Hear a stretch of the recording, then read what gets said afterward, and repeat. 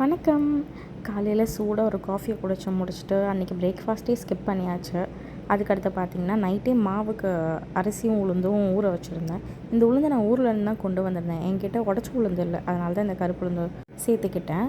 கூடவே வெந்தயத்தும் போட்டு நைட்டே ஊற வச்சாச்சு. காலையில் அரைச்சாச்சு. புளிக்கட்டோன்னு அப்படியே விட்டாச்சு. அன்றைக்கி மத்தியானம் என்ன பண்ணேன் அப்படின்னா, பழைய சாதம் இருந்தது. ஸோ பழைய சாதம், வெங்காயம், தயிர் இதெல்லாம் போட்டு நல்லா சூப்பராக சாப்பிட்டோம். கருவாடு சுட்டிருந்தாங்க, ஆட்டுக்காரதா செஞ்சு கொடுத்துருந்தாங்க. இந்த பழைய சாதத்துலேயும் வந்துட்டு இந்த ஊறுகாவோட அரைப்பருப்பு இருக்குது பார்த்தீங்களா, அதை சேர்த்து சாப்பிட்டா இன்னும் செம்மையாக இருக்கும். அண்ட் இன்னொரு விஷயம் என்ன அப்படின்னா, நான் ஊர்லேருந்து கொண்டு வந்த தோசைக்கல் பழகிட்டேன் ஒரு வழியாக. அதில் அப்படியே தோசையை சுட்டு சுட்டு எடுக்க சூப்பராக இருந்துச்சு. தோசை கூட சைட் டிஷ் என்ன அப்படின்னா, சிக்கன் தண்ணி சால்னா தான் பண்ணியிருந்தேன்.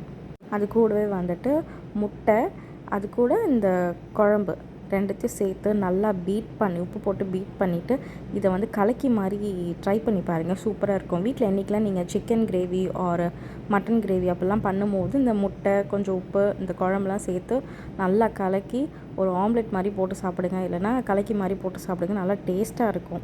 எனக்கு இது ரொம்பவே ஃபேவரெட். ஸோ நானே பண்ணி சாப்பிட்டுக்கிட்டேன். ஏன்னா கலக்கி ரொம்ப ஃபேவரெட் என்னோடது. ஊருக்கு போனால் மோஸ்ட்லி கலக்கி சாப்பிடுவேன். நைட்டு டின்னருக்கு அதான் பண்ணியிருந்தேன். கலக்கி, தோசை, அப்புறமா அந்த கிரேவி இல்லை, சிக்கன் சால்னா. என்னென்னு தெரில, இன்றைக்கி ரொம்ப ரோல் ஆகுது. ஒரு சில ஃபுட்ஸ் இங்கேயும் கிடைக்கும், ஆனால் நம்ம ஒரு டேஸ்ட் இருக்குது அதில். ஸோ அதனால் நம்மளே இங்கே செஞ்சு சாப்பிட்டுக்கிற மாதிரி தான். அங்கே போகும்போது சாப்பிட்டுக்கலாம், அவ்வளோதான். நிஜமாகவே அந்த தண்ணி சால்னா சூப்பராக இருந்துச்சு. வேணால் நான் நெக்ஸ்ட் டைம் ரெசிபி கூட ஆட் பண்ணுறேன். இது தோசை, இட்லி, சப்பாத்தி சூப்பராக இருக்கும். ரைஸுக்கும் நல்லாயிருக்கும். ஓகே, நெக்ஸ்ட் வீடியோவில் பார்ப்போம். மறக்காமல் சப்ஸ்கிரைப் பண்ணிக்கோங்க. பாய்.